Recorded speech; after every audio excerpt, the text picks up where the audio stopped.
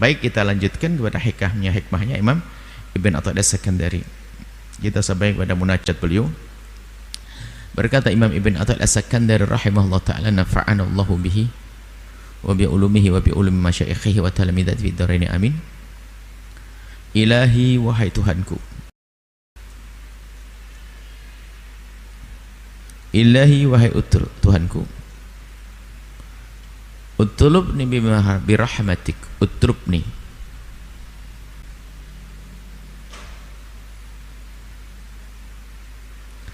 hatta asila ilaika. Utlubnya minta, jadi merasa bahwa sini dirinya lemah banget. Mungkin gambarannya adalah, ya Allah, dengan kelemahanku, dengan kekotoranku, dengan dosa-dosaku, untuk melangkah kepadamu terlalu lambat. Akan tapi jika engkau yang mendekat kepadaku, mencariku, terlalu mudah dan sangat mudah bagimu ya Allah.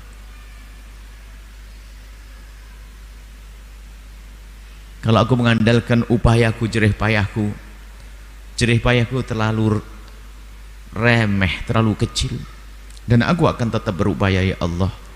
Tapi jika engkau yang mendekat kepadaku, jika engkau mengambilku untuk sampai kepadamu, niscaya sangat cepat. Maka minta utrubni, cari aku ya Allah, birahmatika, dengan kasih sayangmu, hatta asila ilaika, sampai aku sampai kepadamu. Jadi hamba ini sampai kepada Allah memang ada dua cara. Cara yang pertama dengan usaha, dengan jerih payahnya, dengan ijtihadnya, dengan kesungguhannya sampai kepada ridha Allah. Tapi ada orang yang sampai kepada Allah itu adalah ditarik oleh Allah. Allahu yajtabi ilaihi man yasha wa yahdi ilaihi man yunib. Yajtabi, Allah akan tarik siapapun yang Allah kehendaki ke dalam ridhonya. Tidak tampak dia punya usaha dan jerih payah mencari kebaikan, tiba-tiba saja comot dicari oleh Allah. Ada. Cuman kalau ini kan benar-benar murni imannya, semuanya memang dari Allah. Akan tapi kalau seperti ini kan, iya kalau kita dipilih. Kalau tidak pilih, jangan-jangan kita ketinggalan dong. Maka model yang kedua, wa yahdi ilaihi may yunib, Allah akan memberikan bimbingan, petunjuk bagi siapapun yang setiap saat berusaha untuk kembali kepada Allah. Maka yang pertama adalah peluang dipilih oleh Allah.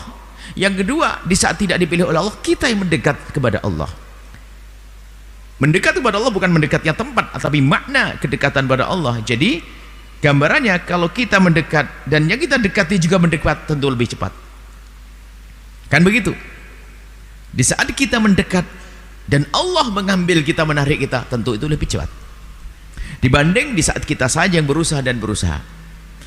Maka sambil kita berusaha tanpa meremehkan ibadah, usaha setiap saat kita menghadiri pengajian untuk dapat ilmu, setelah ilmu kita mengamalkannya, setelah kita mengamalkan ilmu, harapannya kita sampai kepada Allah. Pun demikian Imam Ibn Athaillah As-Sakandari berdoa, utlubni ya Allah, ambil aku ya Allah, tarik aku ya Allah, birahmatika, dengan kasih sayangmu, hatta asila ilaika, sampai aku sampai kepadamu. Makanya tidak pantas seorang hamba menyombongkan amalnya untuk sampai kepada Allah.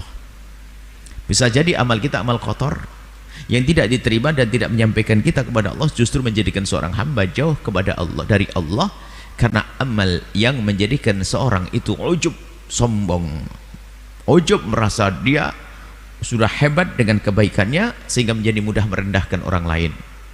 Ada modal semacam itu. Wajudubni biminnatika hatta uqbil alaik. Wajudubni, tarik kami ya Allah, bawa kami ya Allah, biminnatika, dengan karuniamu ya Allah, semua dari karunia dari Allah, hatta uqbil alaika, sehingga aku terus menghadap kepadamu ya Allah. Kami sering berpaling ya Allah.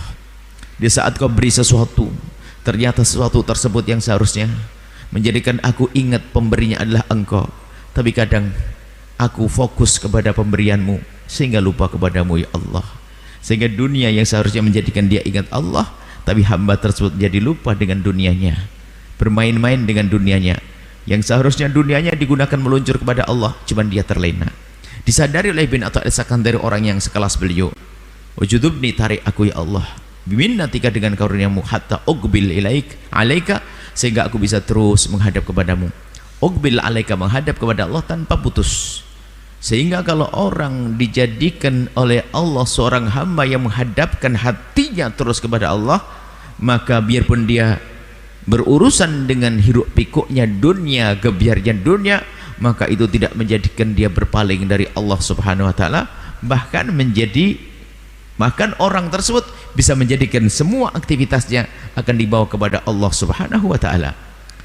Sehingga tampak disebutkan dalam riwayat, begitulah modelnya orang yang seolah-olah dia berkelimang dunia, ternyata dia sesungguhnya adalah berurusan dengan akhirat. Mungkin dia adalah kerjaannya siang malam bekerja mencari uang, tapi ternyata uangnya untuk Allah Subhanahu wa taala. Dan ini dia diberi oleh Allah iqbal, menghadap kepada Allah, sehingga dalam keadaan apapun, keadaan itu tidak mengganggu dia di dalam menghadap kepada Allah Subhanahu wa taala. Nah, ini harus kita sadari kelemahan kita. Kalau kita menghadap kepada Allah, sesungguhnya Allah terlebih dahulu telah menghadap kepada kita. Kalau kita mendekat kepada Allah, sesungguhnya Allah telah mendekat kepada kita. Kalau kita melakukan kebaikan, sesungguhnya itu adalah karena kebaikan Allah terlebih dahulu.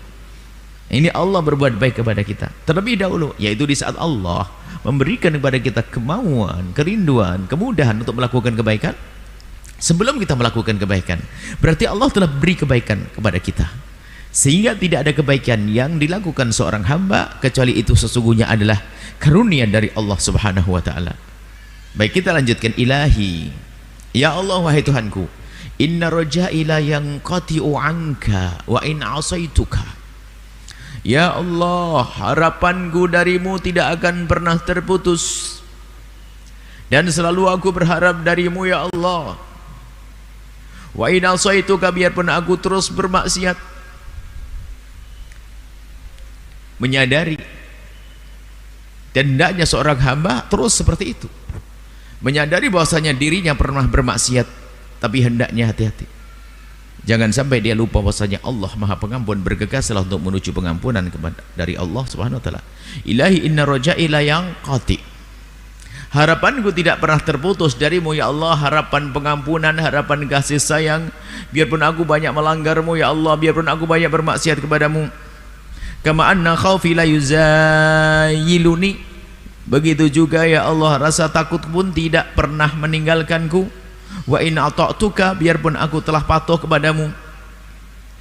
Ini gambaran seorang hamba, gambaran seorang hamba jika bermaksiat, hendaknya jangan sampai menjadikan dia putus asa. Kemaksiatan yang dilakukan seorang hamba jangan menjadi sebab dia putus asa, lalu tidak berharap pengampunan dari Allah. Maka kalau sudah bermaksiat kemudian putus asa, maka sungguh itu adalah betul-betul nasib celaka yang sesungguhnya. Tapi ada seorang hamba yang dia kepleset dalam kemaksiatan, akan tapi bergegas dia menuju pengampunan dari Allah tanpa menunda-nunda, maka sesungguhnya dosa yang ia lakukan adalah dosa lewat saja, dan dia menyesal. Dia berjanji tidak mengulangi lagi, dan penyesalan yang ia rasakan dengan penyesalan yang sesungguhnya, kemudian berharap kepada Allah pengampunan, mengharap dari Allah pengampunan. Wa kama anna khaufi la yuzayiluni, begitu juga rasa takutmu pun tidak pernah hilang dariku, biarpun aku melakukan kebaikan terus kepadamu. Orang yang sudah pangkat tinggi itu begitu, ibadahnya banyak pun rasa takutnya tetap tidak hilang. Jangan-jangan amalku tidak diterima, jangan-jangan dosaku belum diampuni, sehingga yang tampak dari orang tersebut semakin kuat di dalam melakukan ibadah, semakin takut melakukan kemaksiatan, sehingga orang takwa yang sesungguhnya itu semakin takut. Bukan gara-gara dia semakin taat lalu semakin seenaknya sendiri sehingga mengentengkan kepada Allah, tidak. Justru semakin dia takut kepada Allah, semakin dia patuh, ternyata juga semakin tambah rasa takutnya kepada Allah Subhanahu wa taala. Digambarkan bahwa antara roja, harapan, dan rasa takut ini bisa kita terjemahkan dengan harap cemas. Berharaplah engkau, tapi jangan kebablasan. Engkau pun harus takut dengan hukuman Allah. Sehingga antara harap dengan cemas, rasa takut dengan roja itu, rasa takut dengan berharap itu harus seimbang. Seimbang setiap saat, dalam setiap keadaan. Jangan sampai pincang. Laksana sayap sebelah tidak akan sampai kepada tujuan. Sehingga orang yang dikuasai oleh rasa takut yang berlebihan tanpa ada harapan, maka ketahuilah dia akan menjadi orang putus asa, berhenti di situ, tidak sampai kepada Allah Subhanahu wa taala. Orang yang berharapnya berlebihan, lupa bahasanya Allah Maha Kuasa dengan menyiksa hambanya, sehingga dia terlena dengan kemaksiatannya, hanya berharap, lalu dia terjumus dalam kehinaan, nggak sampai kepada Allah. Maka keseimbangan di antara duanya ini adalah orang yang sampai kepada Allah. Dia rasa takut, ada harap, ada rasa takut, ada harap.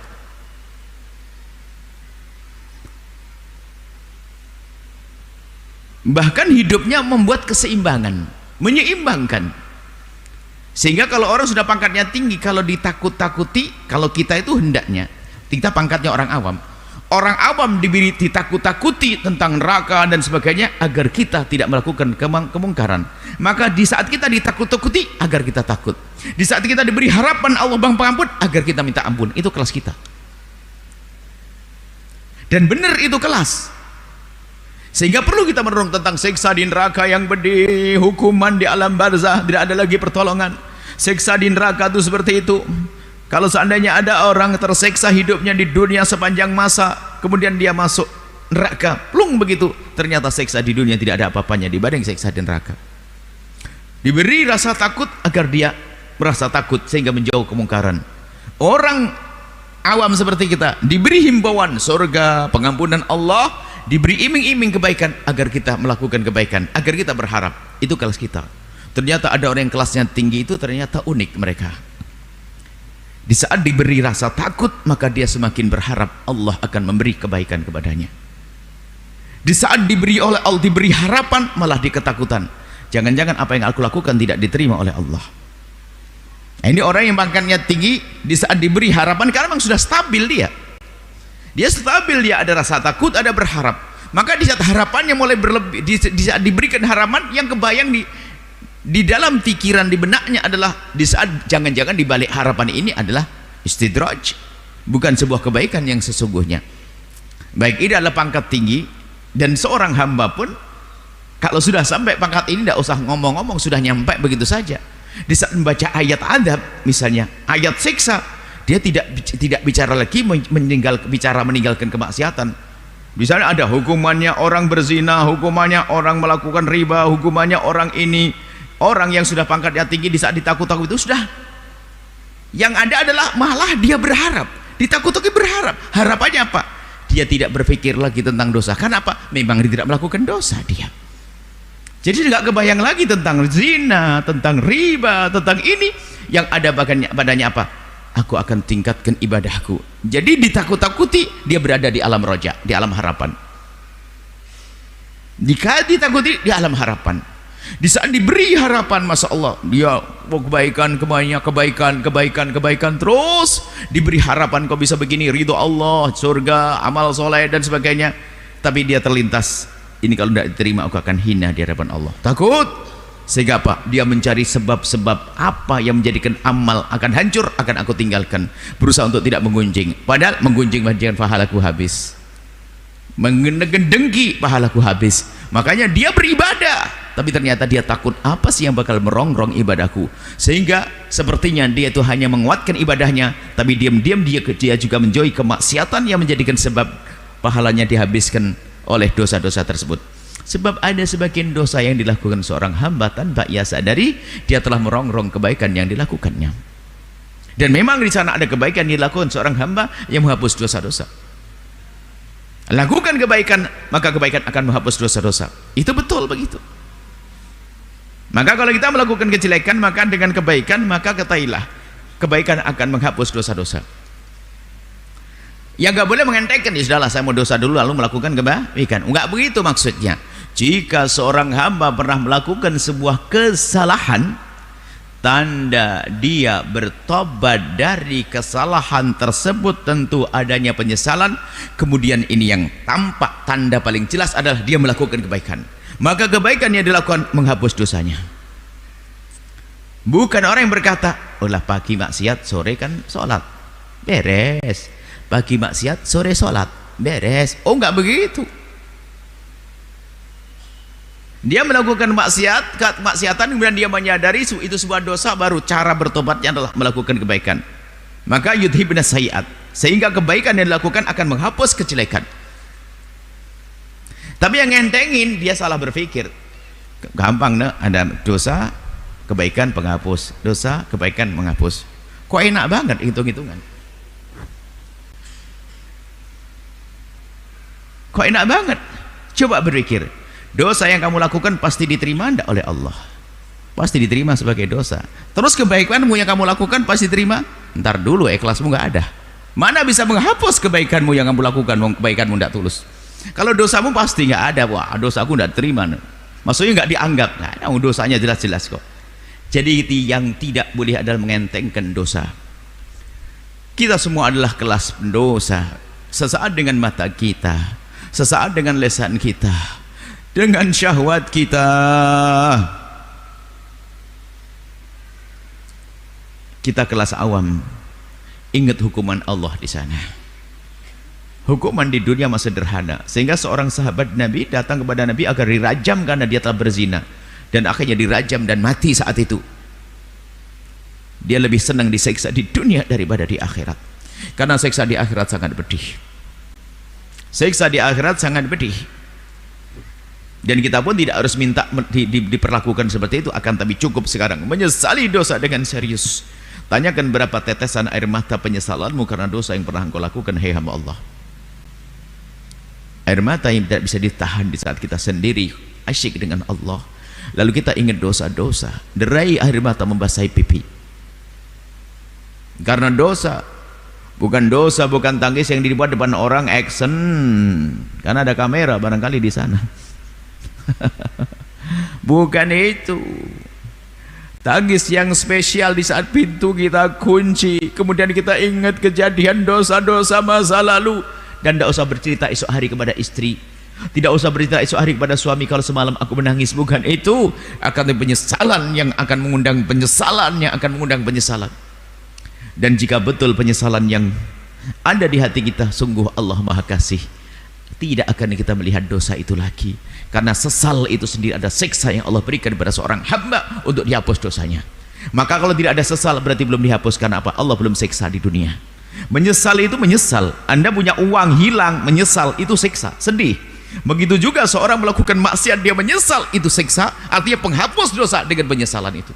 Menyesal enggak, berhayal diampuni oleh Allah.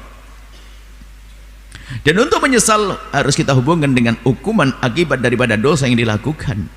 Zina, minum, makan riba,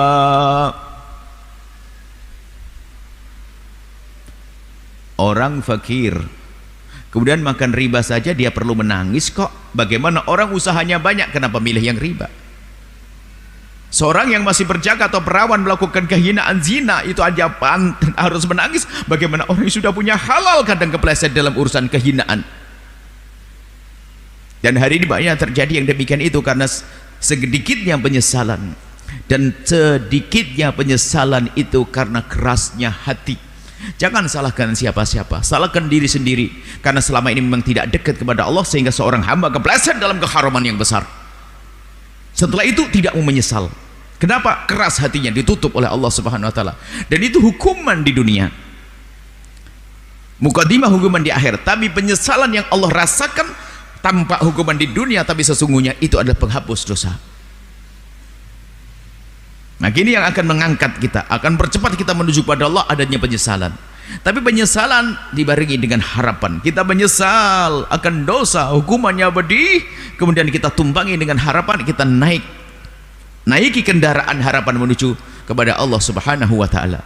Inilah orang-orang mulia yang disebutkan di dalam Al-Qur'an. Ahli surga kan bukan saja orang yang keadaannya baik-baik saja. Bisa saja keadaannya tidak baik, tapi dia punya penyesalan dalam hidupnya. Wasari'u ila maghfiratin min rabbikum wa jannatin 'arduhas samawati wal ardu 'iddat lil muttaqin. Bergegaslah kalian semuanya menuju surga, menuju pengampunan Allah, surga yang sangat luas yang telah disiapkan untuk orang-orang yang bertakwa. Lalu orang bertakwa cirinya bagaimana? Ada. Yang surah berderma alladzina yunfikuna fis sarra'i wal dharra'i wal kadhimina al ghaidha wal 'afina 'anil nasi wallahu yuhibbul muhsinin. Ya, dia orang sedang berderma dalam keadaan susah, dalam keadaan senang. Kemudian dia menjaga amarah, emosi, dendam dan seterusnya. Ternyata yang terakhir disebutkan walladzina idza fa'alu fahishatan, mereka yang pernah melakukan kekejian, adzalamu anfusahum, berbuat zalim pada dirinya sendiri dengan kemaksiatan yang dilakukan, tapi dzakarullah, bergegas ingat Allah, fastaghfiru lidzunubihim, mohon ampun kepada Allah, wa may yaghfiru dzunuba illallah, dan dia tahu tidak ada yang mengampuni kecuali Allah. Artinya pendosa pun punya kesempatan masuk surga, cuman syaratnya sederhana, pastikan diri kita menyesal. Dan kalau kita belum menyesal dengan serius akan dosa kita, ayo kita berusaha banyak melakukan kebaikan yang lainnya, istighfar yang banyak, sebanyak-banyaknya. Jangan sampai kita biasa dengan dosa lalu tidak menyesal. Pastikan diri kita, jika penyesalan kita tertunda, nggak menyesal-nyesal. Ada orang nyesalnya kalau diingatkan. Kalau orang serius melakukan kemaksiatan, detik ini, detik berikutnya dia sudah menyesal. Ada nyesalnya kalau diingatkan lama-lama, berarti memang keras hatinya. Disadarkan, diingatkan baru menyesal. Pecah tangisnya setelah 1 tahun. Tidak. Allah Maha Kasih, hamba Allah. Jangan menunda penyesalan. Kalau ternyata penyesalan kita ini adalah kok lambat, sebetulnya kita adalah tidak disayang oleh Allah. Cari apa kesalahan kita. Mungkin dengan ibundamu kita durhaka, mungkin dengan suamimu telah khianat, mungkin dengan istrimu telah zalim. Mungkin cari sebab apa kok aku tidak menyesal, ini ada apa? Aku berdosa, kenapa tidak menyesal? Aku melakukan kesalahan, kenapa kok susah menyesal? Mungkin durhakaku pada ibundaku menjadikan sebab aku sengsara di akhirat. Mungkin durhakaku pada suamiku, mungkin zalimku pada istriku. Dan semua kedoliman, kejahatan yang dilakukan seorang hamba mengeraskan hati tadi. Adzulmu dzulumat fil akhirah, di akhirat dimukaddimai dengan kegelapan saat ini. Sehingga digambarkan satu dosa yang dilakukan seorang hamba itu seperti titik noda hitam. Tu'ratul fitnatu 'alal qulubi kal hasir ya'udan 'uda. Fitnah dosa itu akan nempel di hati laksana pintalan tikar. Jadi tikar itu sebelum dipintalkan hanya selembar-selembar kecil, gak akan bisa menutup. Akan tapi setelah dipintal menjadi tikar lebar, bisa pakai duduk. Ibaratnya noda hitam akan menitik di dalam hati, yaitu noda dosa. Kalau kita tidak segera biasa mohon ampun, maka noda akan tambah noda menjadi hati gelap. Kalau sudah hati gelap, lihat mendengar tausiah tidak tersentuh hati, bermaksiat pun tidak bersedih hati, melakukan kebaikan pun setengah hati. Ini perlu koreksi. Sehingga para kekasih Allah, di saat tidak bisa bangun malam sekali saja, paginya dia bingung mikir apa sih kesalahan. Imam Abu Yazid Al-Bustami atau salah satu minas sholihin tidak bangun malam, lalu pagi harinya dia berpikir dosa apa yang aku lakukan. Dia mencari, harus istighfar secara khusus. Rupanya dia ingat, kemarin memang ada orang datang kepadaku, kemudian dia minta kepadaku, aku tidak memberi kepadanya. Hanya aku berkata dalam hati, orang keker gagah perkasa kok minta kepadaku. Dia menyesal telah suudon sama orang. Gara-gara gitu takut ya. Jadi rupanya ada orang minta, kelihatan keker, minta uang. Dia hanya nggak ngasih, cuman prasangka orang keker di dalam hati. Orang keker begitu kok minta. Menjadi sebab malam harinya diuji oleh Allah dengan tidak bangun malam. Maka kita pun ayo bergegas. Kalau memang ternyata penyesalan kita itu lambat, ingat ibundamu. Kalau punya ibunda, jangan-jangan kita telah melakukan kesalahan pada ibu kita. Selagi penyesalan tidak segera tumbuh, berarti kita akan terus terseret dalam kehinaan. Mungkin suami, pengkhianatan apa yang selama ini terjadi padaku? Dosa apa kepada suamiku? Dosa apa kepada istriku? Kedzaliman anak-anakku dan seterusnya. Itu upaya untuk membersihkan hati agar hati bisa melihat itu kemaksiatan lalu kita menyesal, melihat kebaikan lalu kita mudah mengikuti kebaikan tersebut. Ini saja yang bisa kami hadirkan. Semoga Allah memudahkan kita menuju kepada ridha Allah Subhanahu wa taala. sehingga kekuatan rasa takut kita tinggi untuk mengerem kita dari segala kehinaan, dan semoga harapan kita juga kuat sehingga memacu kita untuk melakukan beragam kebaikan, sehingga dengan dua sayap rasa takut dan harap ini kita cepat meluncur kepada ridha Allah Subhanahu wa taala. Wallahu a'lam bissawab.